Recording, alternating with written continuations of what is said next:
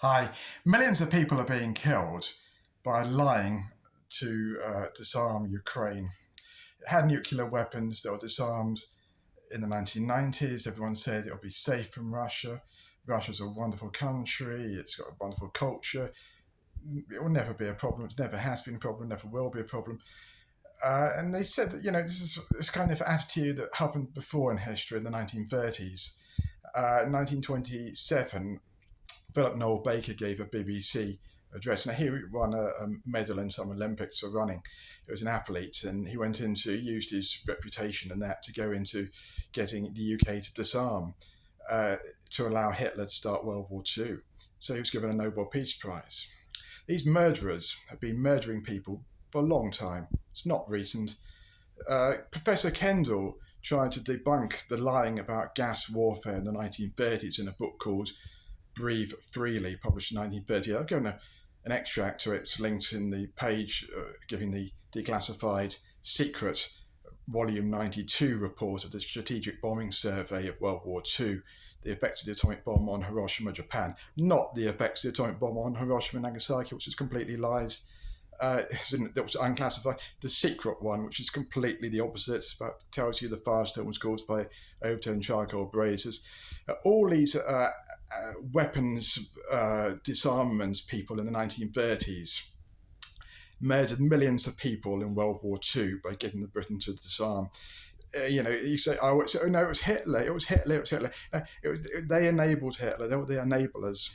The disarmament people have been murdering people for, and it just goes on and on and on, because the newspapers and the TV, the bloody BBC in 1927, broadcasting Philip Noel Baker's Modern Weapons and How They Affect Us speech, complete lies. And the lies were debunked by the government, but in secret reports. When the government tried to get the BBC to intervene, the BBC said, you're going to have to censor all our programmes. The government couldn't afford the time to do it, so they just had to let it go. So the BBC was able to keep churning out lies then, and just as it does now, it keeps lying and lying and lying.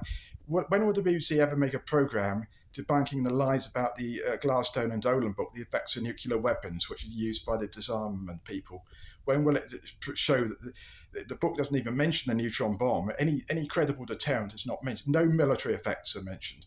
Nothing about any credible use of the nuclear weapons is not mentioned.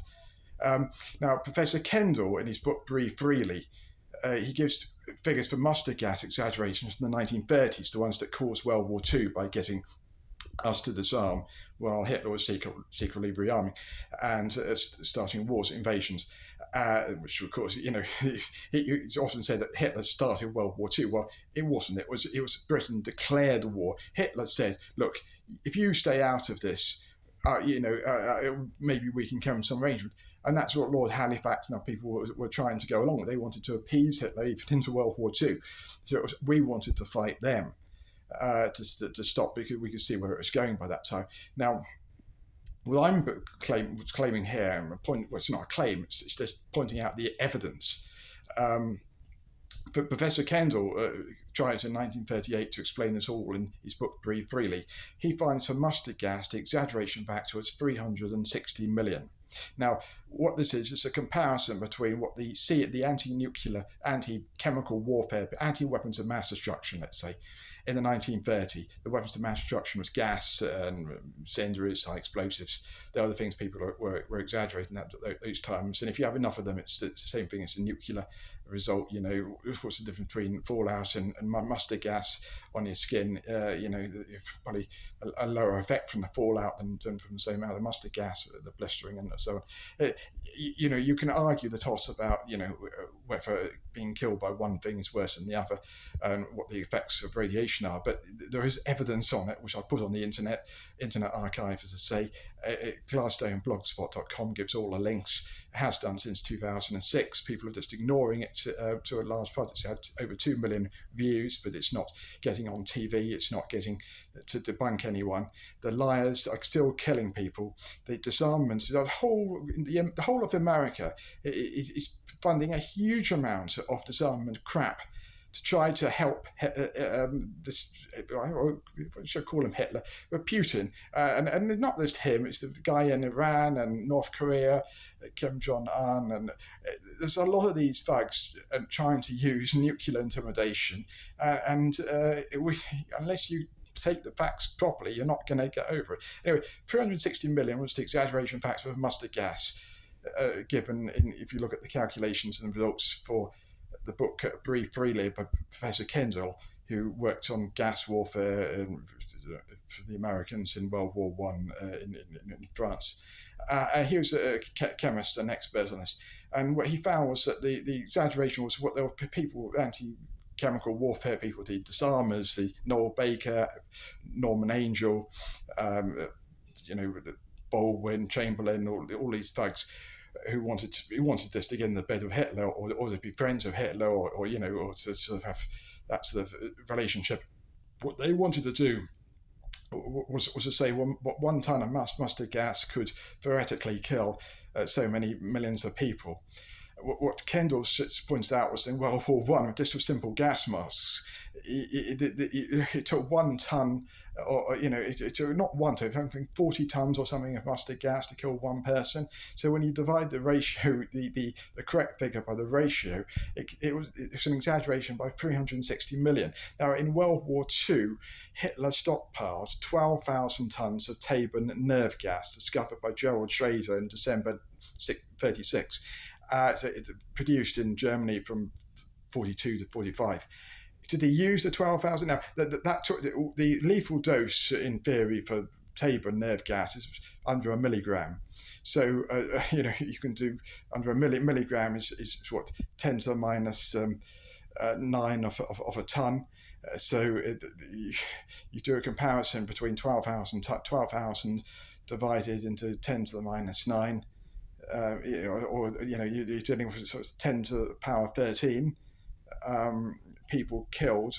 It turns out about 1,000 times the world's population by the amount of nerve gas. So people say, well, what if Hitler had nuclear weapons in 1945? You wouldn't imagine it would have won the war. No, he did. He had a weapon of mass destruction, Taban nerve gas, and he never used it because, as Herman Kahn said, it's an incredible deterrent. He couldn't even use it to stop an invasion of his own country. He could have put it on the missiles, because if he had, we'd have retaliated with something less severe, but something adequate to do. We had mustard gas, we had anthrax bombs for cattle, we had other retaliation possibilities. If you want to get nasty, we can get nasty too. And Herman Kahn made the point that for hydrogen bombs in war, are people going to produce a lot of fallout with them, or are they going to be deterred from doing it? After all, in World War II, the only gas used was Zyklon B, or hydrogen cyanide, in the gas chambers. It wasn't actually used on the battle. He didn't use Taban nerve gas in the battlefield. He didn't use Taban in the gas chamber because it was persistent, unlike hydrogen cyanide, which is non-persistent, so it does clears quickly. But these are evil people, and the people who exaggerate the effects of weapons to try to get countries to disarm themselves so they have no deterrence, and then they get invaded, the millions die. It's evil, and we have to put an end to that. And the only way to do it is to tell the truth. Tell the truth. Stop lying, America and Britain and other countries that won't put out all your declassified. You've got to get all your declassified nuclear weapons and chemical documents and put the evidence together in a convincing way that debunks the lies being put out by people like that nuke map man, all these lies for bombs on cities, treating cities like unobstructed terrain, so you get no shielding by the concrete and steel buildings. All that rubbish needs to go. It needs to be, people need to be put in prison. It's probably the only way to do it is to get heavy-handed with them, because nothing else works. And they are killing millions of people in the Ukraine. Ukraine could have been protected by deterrence of invasions. It should have been. We were saying so on the Glassstone blogspot. My dad was civil defence instructor in Britain in the 1950s, when all this Russian lying nuclear weapons propaganda was being published, because no one in the West would refute him with British or American nuclear test detailed evidence in a convincing way, because they don't want to, it's all a militaristic secrecy. It's all rubbish. They kept the facts secret. They've never published the Hiroshima firestorm cause report. I've put it on the internet, but they're all a lot of liars. Check it out. Thanks.